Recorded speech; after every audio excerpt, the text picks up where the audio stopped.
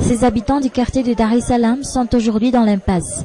Certains des employés de la Sirama à qui ils ont acheté ces bouts de terre seraient aujourd'hui au centre d'un litige foncier impliquant des résidents étrangers. Car on leur a vendu les mêmes terres. Du coup, ces employés n'ont trouvé d'autre solution que de les expulser pour laisser la place aux étrangers. Ils ont d'abord vendu ces terrains à la Jirama, puis aux propriétaires de l'hôtel Royal Beach.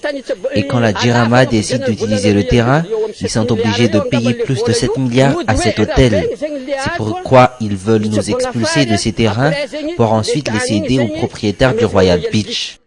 Depuis quelques jours, ces habitants du quartier de Dar es Salaam sont menacés par des agents des forces de l'ordre armés. Ils affirment pourtant être dans leurs droits en occupant ce terrain de la Sirama.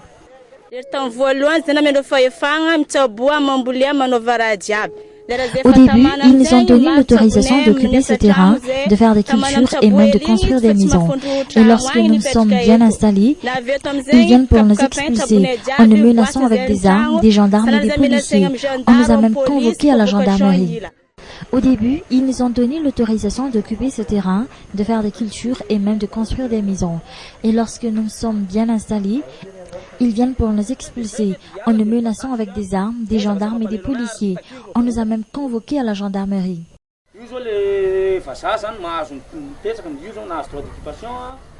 Ces terrains appartiennent à des étrangers.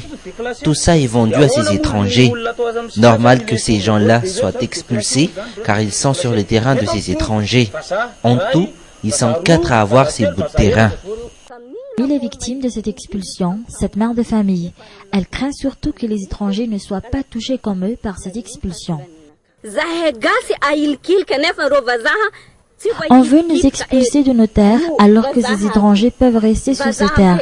Ils sont partout sur ce terrain, juste à côté et là-bas. Ils n'osent pas non plus toucher à ces malgaches plein nos as. Et nous qui n'avons rien, où est-ce que nous allons vivre? Ces habitants de Dar es Salaam lancent ainsi un appel aux autorités pour voir de près cette situation. Mais qui sont donc ces employés de la Sirama qui ont vendu ce terrain destiné à la culture de canne à sucre depuis 2005, date à laquelle la société a cessé de fonctionner? En tout cas, cette série d'expulsions pourrait aussi faire suite à la déclaration du président malgache de rouvrir cette unité de production sucrière de Nosy Be.